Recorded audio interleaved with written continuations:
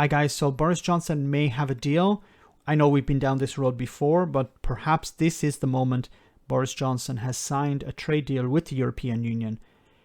And this is the end of this chapter in the Brexit saga. Now, I've said before, and I'll say it again, Boris Johnson is running down the clock for two reasons. One of them is to paint a picture that he holds all the cards. He is in control of the negotiations. He is dictating terms to the European Union.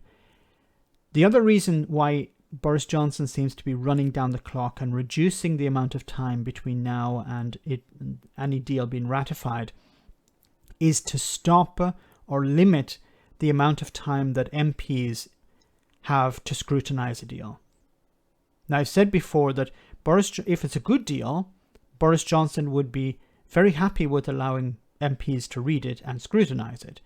If it's not a very good deal, and what I mean by not a good deal is he has compromised in areas that he had promised not to compromise on, then he doesn't want MPs to read it. Now, he has a bit of a record on that. If we turn our minds back to the withdrawal agreement, Boris Johnson had said when he delivered the withdrawal agreement through the withdrawal agreement bill in Parliament, MPs didn't have time to read it.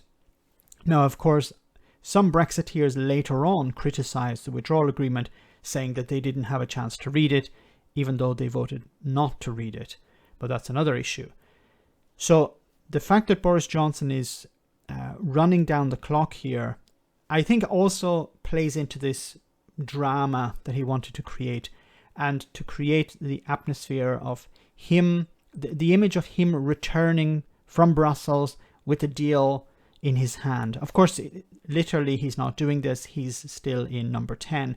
But there is a possibility that either later tonight or tomorrow morning, I think it's more likely tomorrow morning, during, breakfast time, as the British public are having their breakfast, they can look up and watch their TV and they will see Boris Johnson delivering a press conference where he declares he has beaten the EU, he has defeated them, he has got them to compromise, he has not compromised, and he has peace in our time. So let's see this report from Sky News.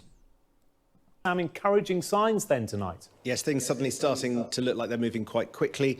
Boris Johnson talking, and has been for the last half an hour, to members of his cabinet by phone to update them on the progress of the negotiation. Now, at one stage, that was going to be the call to tell them that the deal had been done and to present them with the details, get their sign-off before he announced it to the country. I think things have just slipped so late tonight that he's briefing the cabinet before the end of talks. David Frost, we believe, still talking to Michel Barnier over in Brussels. Nevertheless, the Prime Minister seems to be in an optimistic enough place to be able to share some details with his closest colleagues in government right now. If this all goes to plan, and it could be some hours before we get proper white smoke out of these negotiations, then we could even be hearing from the Prime Minister tonight some talk, maybe even of a press conference, but that's absolutely not confirmed, because he will want to own the moment where he struck the deal on trade between the UK and the EU. He always wanted it to look like this, throwing the kitchen sink at the negotiations, going down to the wire, recreating that atmosphere of late night summits, even though he's in Downing Street, effectively his home, to look like he tried as hard as he possibly could to get the best deal he possibly could for the country. Is there still a chance he could collapse? Yes, there always is that chance. But tonight, I think people are optimistic, if making quite clear we are not there yet and might not be for several hours. So, several hours. So it's possible that Boris Johnson has already, as Sam Coates has said, he has spoken to the cabinet. He has briefed the cabinet. Now what's left, maybe to tie up some loose ends in Brussels between Michel Barnier and David Frost. That's left for them to do, but Boris Johnson has pretty much a signed deal, and he's going to deliver it to the British people. Now, Sam Coates, who is a good journalist, he normally has a good understanding of what's happening when it comes to Brexit. If he believes that there is a possibility that Boris Johnson has a deal, then I would trust him on that.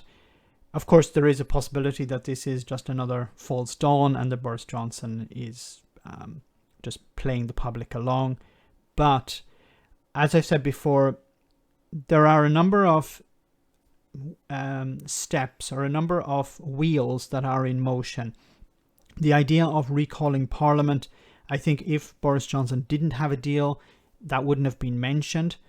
The fact that it was mentioned that Parliament would be recalled if there is a deal, and it's after Christmas, so there's a possibility that it doesn't give MPs a lot of time to scrutinise a deal.